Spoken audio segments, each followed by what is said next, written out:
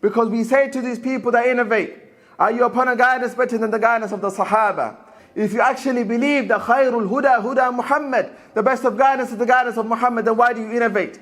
Why do you come with something that he did not do? And we say this to the people that want to celebrate the birthday of the Prophet sallallahu alaihi wasallam. Was he didn't celebrate it. Neither did the companions of the Messenger of Allah sallallahu alaihi wasallam. My brothers, this is the situation of the Ummah. And this is the reality of the Ummah. And the reality is we do not want to, many of us, we don't say we don't want to, but we're too lazy to follow the Prophet sallallahu alaihi wasallam. إن الحمد لله نحمده ونستعينه ونستغفره ونتوب إليه. Indeed, all praises belong to Allah subhanahu wa ta'ala. We seek His aid and His forgiveness and we repent to Him. ونعوذ بالله من شرور أنفسنا وسيئات أعمالنا. And we seek refuge in Allah from the evils of ourselves and the evils of our actions. من يهده الله فلا مضل له. Whomsoever Allah guides none can misguide. وَمَنْ يُضْلِلْ فَلَا هَادِيَ لَهُ. And whomsoever Allah misguides none can guide. وَأَشْهَدُ أَنْ لَا إِلَهَ إِلَّا اللَّهُ وَحْدَهُ لَا شَرِيكَ لَهُ. And I bear witness that none has the right to be worshipped except Allah alone, without any partners or associates. وَأَشْهَدُ أَنَّ مُحَمَّدًا عَبْدُهُ وَرَسُولُهُ صلى الله وسلم عليه وعلى آله وصحبه أجمعين. And I bear witness that Muhammad sallallahu alayhi wasallam is the slave worshipper and messenger. أما بعد معاشر المؤمنين عباد الله اتقوا الله تعالى فإن تقوى الله جل وعلا أساس السعادة وسبيل الفلاح والفوز في الدنيا والآخرة. To proceed, my brothers and my sisters, have fear of Allah جل وعلا, for indeed it is a foundation to happiness and success in this world and the hereafter. My brothers, there is a verse in the Quran which is a tremendous verse which Allah Jalla wa Ala sent down upon the Prophet sallallahu alaihi wasallam. A verse that brings joy to the believers in knowing the favor and the blessing of Allah subhanahu wa ta'ala. A verse that indicates and shows and proves how perfect and complete this religion is. The religion of Allah Tabarak wa Ta'ala. It is no doubt the statement of Allah. اليوم أكملت لكم دينكم وأتممت عليكم نعمتي وَرَضِيتُ لَكُمُ الْإِسْلَامَ دِينًا. On this day I have completed your religion for you, and I have perfected my favor upon you. I am pleased to have Islam as a religion for you. And this verse, my brothers, is a tremendous verse. And this is why it was even recognized by a Jew during the time and the ruling of Umar ibn al-Khattab radiyallahu anhu.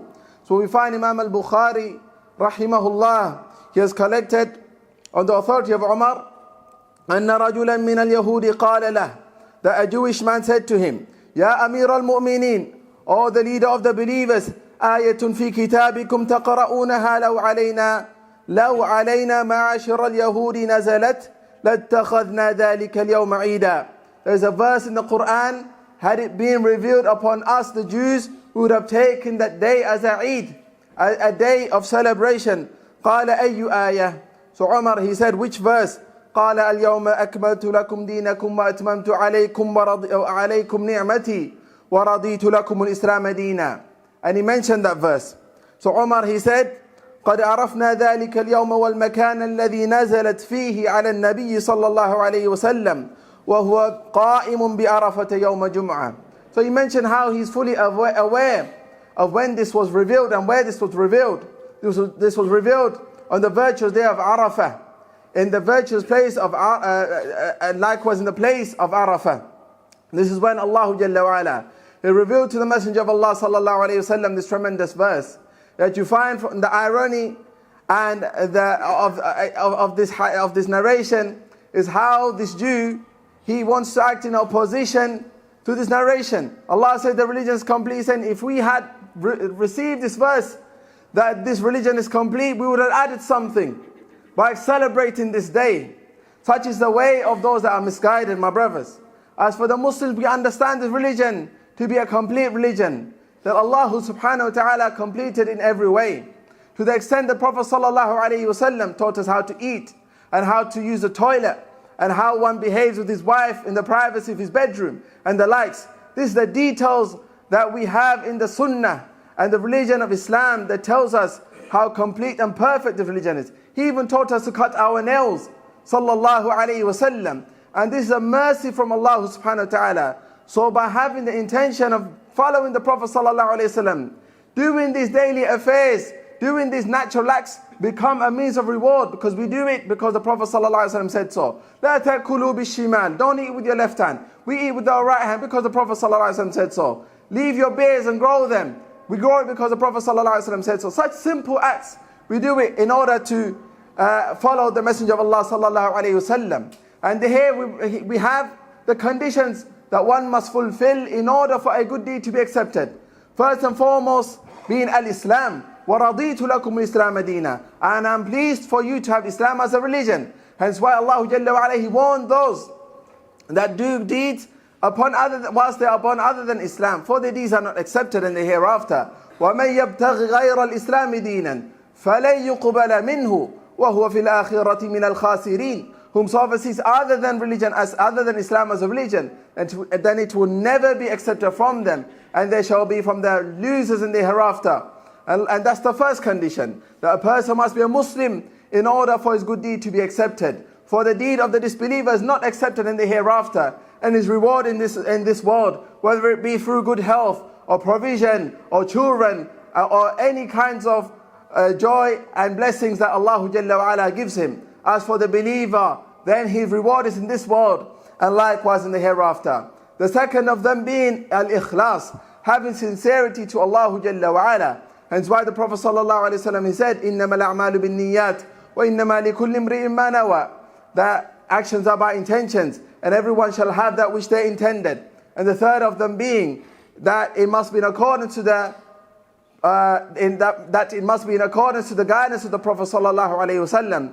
Hence the statement of Allah Jalla wa Ala, قُلْ إِن كُنْتُمْ تُحِبُّونَ اللَّهَ فَاتَّبِعُونِي. Say, O Muhammad, if you truly love Allah, then follow me. يُحْبِبُكُمُ اللَّهُ وَيَغْفِرْ لَكُمْ ذُنُوبَكُمْ. Allah will love you and forgive you. Hence why the statement of Allah Jalla wa Ala, وَمَا آتَاكُمُ الرَّسُولُ فَخُذُوهُ. Whatever the Prophet gives you, the Messenger gives you, then take it. وَمَا نَهَاكُمْ عَنْهُ فَانْتَهُ. And whatever he forbids you from, then abstain from it.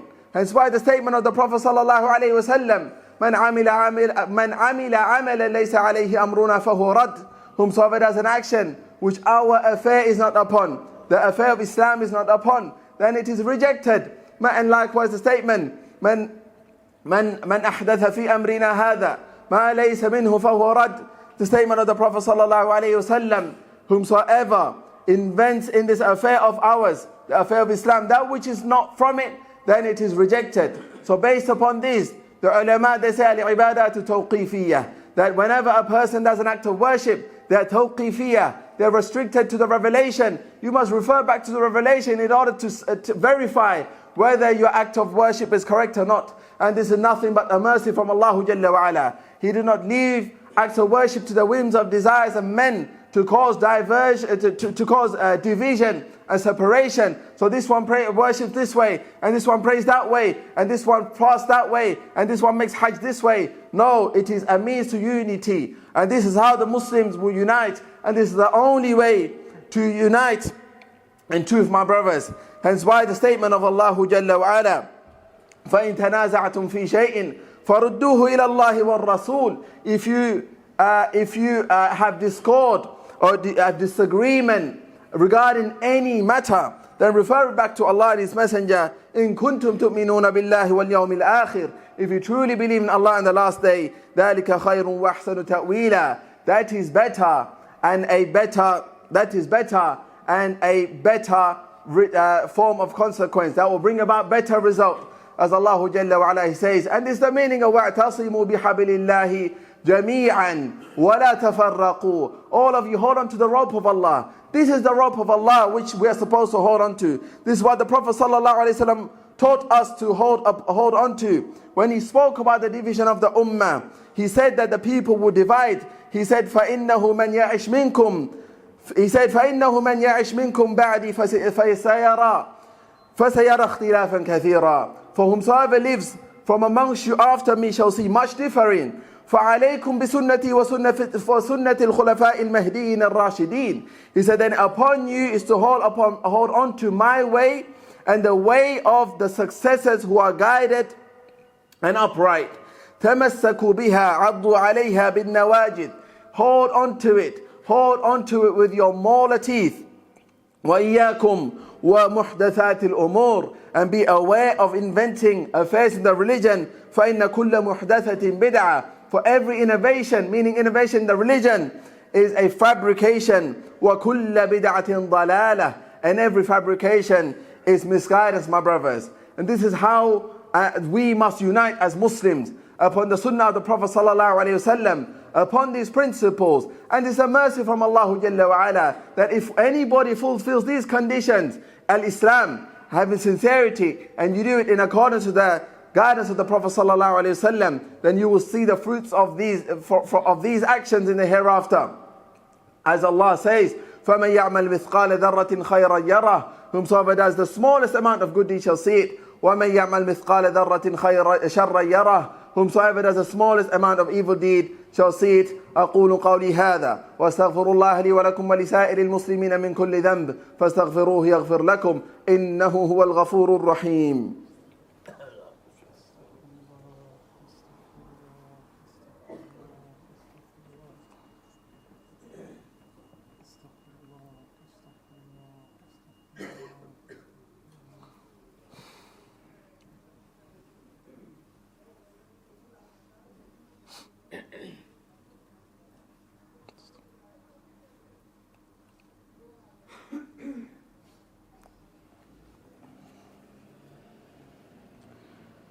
بسم الله الرحمن الرحيم والحمد لله رب العالمين والصلاة والسلام الأتمان الأكملان على المبعوث رحمة للعالمين أما بعد.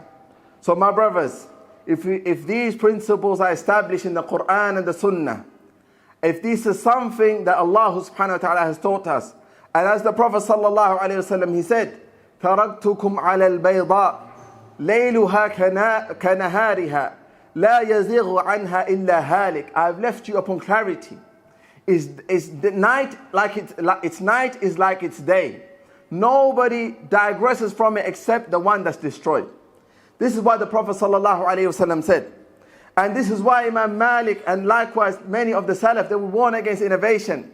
And the dangers of innovation is that it will cause division upon the ummah, division within the ummah, and cause separation and sects. And as the Prophet ﷺ warned us, he said this will happen. And the only way to salvation is that we hold onto this guidance. So we have the statement of Imam Malik. He says, مَنِ ابْتَدَعَ فِي الْإِسْلَامِ بِدْعَةً يَرَاهَا حَسَنَةً. Whomsoever innovates in Islam an innovation, seeing it as being something good. He sees it as being hasana. فَقَدْ زَعَمَ أَنَّ مُحَمَّدًا صَلَّى اللَّهُ عَلَيْهِ وسلم خَانَ الرِّسَالَةِ.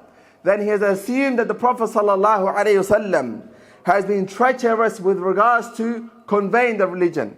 Because we say to these people that innovate, are you upon a guidance better than the guidance of the Sahaba? Are you upon a guidance that's better than the guidance of Muhammad ﷺ? If you actually believe that khairul huda huda Muhammad, the best of guidance is the guidance of Muhammad, then why do you innovate? Why do you come with something that he did not do? And we say this to the people that want to celebrate the birthday of the Prophet ﷺ. Was he didn't celebrate it. Neither did the companions of the Masjid of Allah ﷺ. Even though they were the best of generations. Due to the statement of the Prophet ﷺ, خَيْرُ الْقُرُونِ قَرْنِي ثُمَّ الَّذِينَ يَلُونَهُمْ ثُمَّ الَّذِينَ يَلُونَهُمْ. The best of generations is my generations. Then those that follow them, then those that follow them. So if they didn't do it, how can we do it? Are we upon a guidance better than the Messenger of Allah sallallahu alaihi wasallam? Did they not love the Messenger of Allah sallallahu alaihi wasallam? We find when we reflect upon the athar of the companions, the Prophet sallallahu alaihi wasallam would spit, and a companion would catch his spit in his hand. This is the extent of the love a companion would have of the Prophet sallallahu alaihi wasallam. In fact, a companion would collect his sweat and mix it with his perfume. This is the extent of the love the companions had for the Prophet ﷺ. A companion would collect his hair and preserve it after his death. And this is how much the Prophet ﷺ's companions loved him. Yet they didn't celebrate his birthday. And we say we celebrate it because we love him. And it's not our love for the Messenger of Allah sallallahu alaihi wasallam because we love Allah Jalla wa ala. And Allah says it as preceded, قُلْ إِن كُنْتُمْ تُحِبُّونَ اللَّهَ فَاتَّبِعُونِي. Say, oh Muhammad, if you love Allah, then follow me. Meaning follow Muhammad sallallahu alaihi wasallam. So we say to these people that claim to love the Prophet sallallahu alaihi wasallam and celebrate his birthday, name me his name, name me his lineage, name me his father, name me his grandfather, name me his qabila, name me his wife, name me his children. Tell me how long he spent in Medina. When did he make his hijrah to Abyssinia? When did he make his hijrah to Medina? Tell me how long he stayed in Medina. Tell me what his age was when he died. Tell me when the revelation was revealed to him. Answer these questions before you tell me about the love of the Prophet ﷺ. Then ask them about a footballer. Ask them when this one moved from this team to that team, how much was paid, how long he was relegated, how many goals he scored. Ask him. Then you see the love that he's supposed to have for the Prophet ﷺ. My brothers, this is the situation of the Ummah. And this is the reality of the Ummah. And the reality is we do not want to, many of us, we don't say we don't want to, but we're too lazy to follow the Prophet ﷺ. So the shaitan, he utilizes these innovations because it's easy. When he was asked about the birthday, he said, when he was asked about fasting Monday, he said, that was the day I was born in. And he encouraged fasting in it to be grateful. He said, that was the day I received revelation. So we fast every Monday. He said the opposite of what necessitates a celebration. Because celebration, like Eid, we can't eat or drink. Right? He said, أيام التشريق أيام شرب والأكل. He said, the days of Ashriq, the days of Tashriq, the days of Eid, are days of eating and drinking. He encouraged the opposite of celebrating.